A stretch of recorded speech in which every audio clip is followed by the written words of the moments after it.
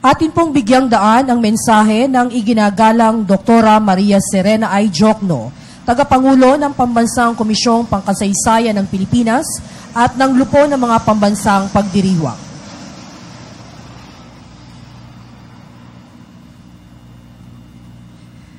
Kagalang-galang Benigno S. Aquino III, Pangulo ng Republika ng Pilipinas, Excellencies, mga embahador ng iba't ibang bansa, Kalihim Albert del Rosario, Kalihim Voltaire Garcia, Kalihim Enrique Ona, Kalihim Joseph Abaya, Congressman Lino Cayetano, Mayor Maria Laarni Cayetano, Vice Mayor Ricardo Cruz, mga veterano, mga Boy Scout, Girl Scout, mga kababayan, maganda pong umaga sa inyong lahat.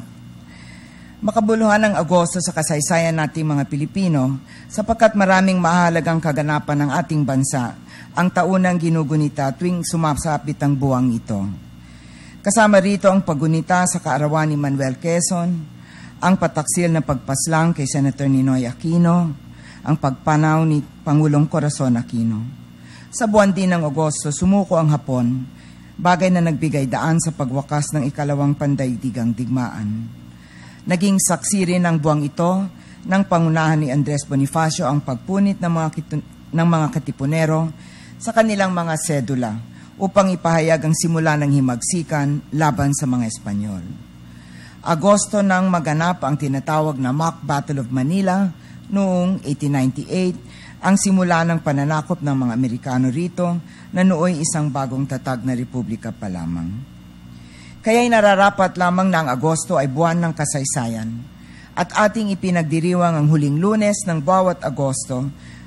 Sa huling Lunes ng bawat Agosto, ang pambansang araw ng mga bayaning Pilipino. Nagpapaalala ang araw na ito na hindi natin dapat kalimutan ng mga bayaning nagsakripisyo ng kanilang buhay upang magkaroon tayo ng pagkakataong mamuhay bilang malayang mamamayan.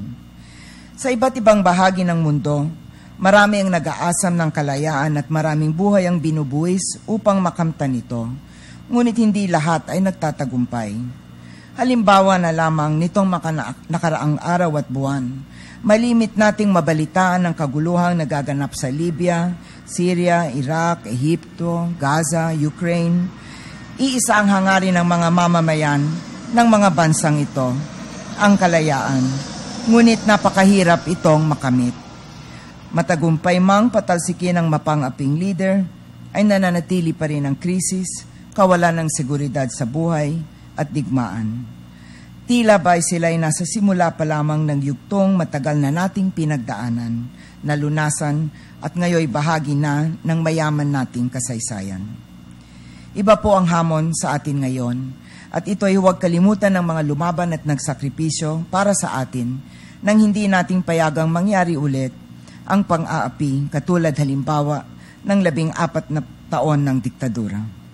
Hamon din sa atin na pagbutihin pa ang kalagayan ng ating mga kababayan upang guminhawa ang buhay ng nakararami. Huwag nating limitahin ang ating mga sarili sa pag-aalay lamang ng bulaklak sa bantayog ng mga bayani sa tuwing sasapit ang araw na ito. Bagkus ay kumilos tayo upang maging kasangkapan sa pagpapanatili ng kanilang mga iniwang pamana. Bagaman ang mga bayaning ating nakilala sa paaralan ay nakikita na lamang sa mga monumento, salapi o mga aklat, ang mga kapita-pitagang halimbawang kanilang isinabuhay ay hindi dapat mawaglit sa ating pagka-Pilipino. Nasa atin ngayon ang pagkakataong gumawa ng kabayanihan sa anumang paraang ating makakaya, at lalo na kapag mayroong mahalagang desisyong dapat gawin bilang mamamayan at bilang bansa.